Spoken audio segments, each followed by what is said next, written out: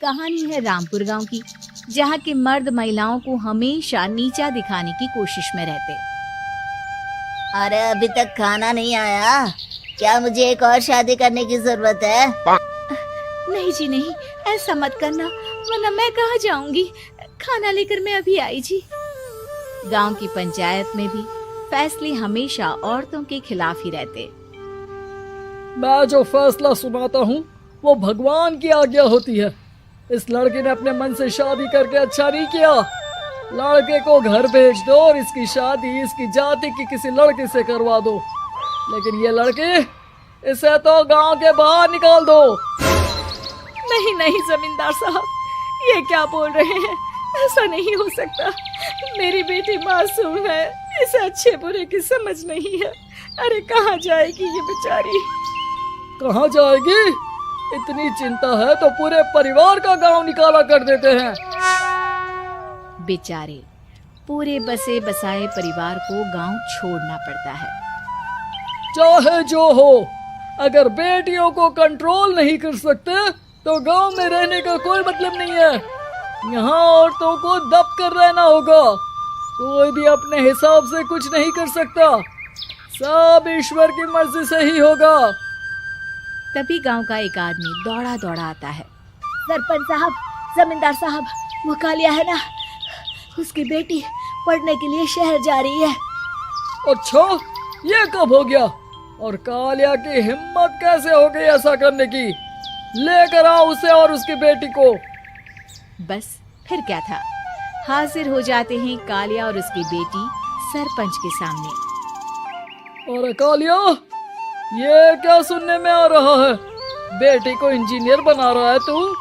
और ये बता, गांव में तो स्कूल नहीं है, फिर कहां से इतनी क्लास पास कर गई तेरी बेटी?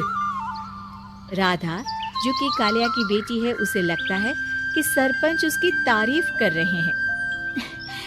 सरपंच जी, मैंने ऑनलाइन पढ़ाई की है, डिस्टेंस लर्निंग से। सभी में मैंने अच्छे नंबर पाए हैं, जिसे देखते हुए शहर की इंजीनियरिंग कॉलेज में मुझे स्कॉलरशिप मिली है। वाह जी वाह, क्या होती है ये? पहले तो ये बताओ, फिर आगे की बात करते हैं। पूरा गांव राधा की बात सुन रहा था और राधा बोलती जा रही थी। तो ऐसे मैं फ्री में एक अच्छी शिक्षा लेकर गांव में जो कुछ परेशानियां हैं, जैसे बिजली, पानी और इंटरनेट जैसी समस्याओं के लिए काम करूंगी। मैं गांव को शहर से जोड़ने के लिए पुल का निर्माण करवाने का प्रस्ताव रखूंगी। मुझे पूरी उम्मीद है कि जल्द ही हमारा गांव भी तरक्की की राह पर चल पड़ेगा। राधा की बात सुनकर सारे गांव वाले ताली बजाने लगते हैं। सरपंच को समझ नहीं आता कि वो क्या करे। चुप रह नादान लड़की, गांव के खिलाफ जाने के लिए तुझे गांव से बेदखल कर दिया जाएगा, वो भी पूरे परिवार के साथ। और हाँ, अगर ठीक से गांव में रहना चाहती है तो ये पढ़ाई लिखाई छोड़ दे। हम तेरे लिए गांव का कोई होनहार लड़का देखेंगे। तभी गांव का एक आदमी बोल पड़ता है। अरे नहीं नहीं सरपंच जी, राधा बिटिया जो बता रही है, अगर वैसा हो जाए तो हम लोगों को पैसा कमाने के लिए बाहर नहीं जाना पड़ेगा। हाँ जी, और ना ही कोसों दूर पानी के लिए भटकना पड़ेगा। हमारे बच्चे भी अच्छी पढ़ाई कर सकेंगे और आगे बढ़ेंगे, ना कि हमारी तरह खेती करते बैठेंगे। क्यों गांव वालों, राधा बिटिया का साथ देना चाहिए ना। सरपंच देखता है कि गांव राधा के साथ है तो वो चुप हो जाता है। वो घर आकर अपने सलाहकार से बात करता है, जो बहुत ही चालाक किस्म का इंसान होता है। अरे सरपंच साहब, आपको बहुत ही होशियारी से काम लेना पड़ेगा। एक बार गांव तरक्की कर गया, यहाँ के बालक पढ़ लिए तो कोई ना पूछेगा आपको। और फिर ये जो बेटा और बेटी है ना आपके, इनको भी आम लोगों की तरह ही जीवन जीना होगा। हाँ, लेकिन करे तो क्या करे? वो ना आप मुझ पर छोड़ दीजिए, बस मैं जैसा बोलूं करते जाइए। अगले रोज सुबह जब गांव वाले सोकर उठते हैं तो राधा के घर के बाहर और साथ ही वो लोग जिन्होंने राधा का सपोर्ट किया था, उनके घर के आगे लाल रंग से कल आऊंगी लिखा होता है। कल आऊंगी, यह क्या होता है? अरे यह तो खून से लिखा है, लगता है कोई भूत प्रेत या चुड़ैल का साया है। चलो सरपंच जी के पास चलते हैं। सभी सरपंच के पास जाकर उसे सारी बात बताते हैं। अरे ये तो बड़ी मुश्किल की बात है। चलो मैं एक बाबा को जानता हूँ, उन्हें बुला लेता हूँ। सरपंच बाबा को लेकर गांव के घर के बाहर जाता है। ओहो, तो ये वो चुड़ैल है जो उन लोगों को निशाना बनाते हैं जो गांव को बदलने का सपना देखते हैं। वो गांव को ऐसे ही संपन्न देखना चाहती है। वो नहीं चाहती कि कोई बाहरी यहाँ का कायाकल्प करे। क्या तुम लोगों में से किसी ने गांव को बदलने की सोच रखी है? तभी राधा की माँ रोते रोते आती है। मेरी राधा घर से गायब हो गई है। अरे कोई तो बचाओ, मेरी बच्ची कहाँ गई?